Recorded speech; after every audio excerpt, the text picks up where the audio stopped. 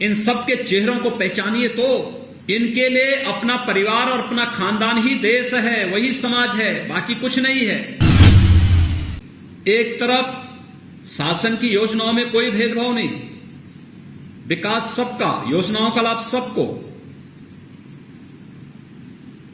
विकास की प्रक्रिया से सबको जोड़ने का प्रयास। यह अभियान लगातार पिछले 6 वर्षों से केंद्र की सरकार चला रही है। पिछले 3-3.5 वर्षों से प्रदेश की सरकार के द्वारा लगातार इस अभियान को आगे बढ़ाया जा रहा है। लेकिन वहीं साथ ही साथ कुछ ऐसे लोग हैं जिनके डीएनए में विभाजन है, बंटवारा है, उनको पूरा कुछ भी नहीं अच्छा लगता। वे हर चीज को काट छांट करना चाहते हैं और जाति के आधार पर बांटना, क्षेत्र और मत और मजहब के आधार पर बांटना उनकी प्रवृत्ति बन चुकी है, उनके डीएनए का हिस्सा ये बन चुका है। और इसलिए ये लोग लगातार इस प्रकार के प्रयास किए जा रहे हैं। इन्होंने पहले देश को बांटा, उसके बाद जाति के आधार पर सामाजिक ताने बाने को छिन्न भिन्न किया। जब भी इन्हें सत्ता मिली, इन्होंने अपने परिवार के अलावा किसी को नहीं माना।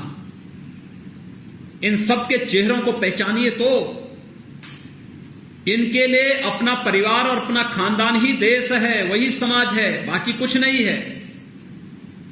लेकिन जब भी सत्ता में आते हैं तो परिवार की बात करते हैं, वंश की बात करते हैं, परिवार तक सीमित रह जाते हैं। और जब भी इससे बाहर जाते हैं, सत्ता के बाहर जाते हैं, तो उस समय फिर विभाजन और षड्यंत्र करने में कोई कोताही नहीं बरतते। और अब तो इन लोगों के चेहरे बेनकाब होते जा रहे हैं। देश के खिलाफ दंगों की साजिश रचने वाले लोगों के साथ इनके संबंध उजागर होते हुए दिखाई दे रहे हैं। बहुत बड़ी यानी षड्यंत्र की एक साजिश देश के खिलाफ। जब पूरा देश श्री राम जन्मभूमि के ऐतिहासिक फैसले को लेकर के उमंग और उत्साह में था, तब कुछ तत्व दंगे रचने की साजिश रच रहे थे। जब पाकिस्तान, बांग्लादेश, अफगानिस्तान से जुड़े हुए अल्पसंख्यक समुदाय से जुड़े हुए हिंदू, बौद्ध, सिख, जैन, इन सभी लोगों को जो वहां पे पीड़ित थे, प्रताड़ित थे, भारत की नागरिकता देने का काम हो रहा था।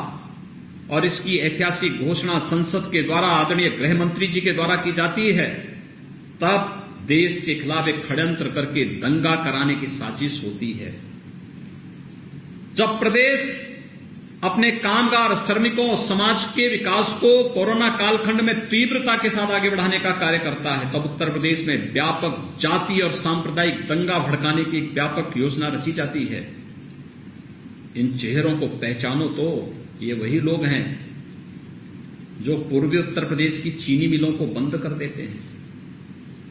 ये वही लोग हैं जिनके शासनकाल में पूर्वी उत्तर प्रदेश में कोरोना इंसेफ्लाइटिस से 50,000 से अधिक बच्चे असमय काल कलवित हुए थे। एक भी बार इन्होंने इसके लिए आवाज नहीं उठाई, कभी इसके बारे में कोई नहीं बोला, क्योंकि मरने वाला बच्चा गरीब का था, दलित का था, अल्पसंख्यक समुदाय का था।